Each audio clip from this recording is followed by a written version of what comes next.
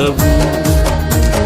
నే దీనుడనై నీ సన్నిధిని అనుభవించెదను.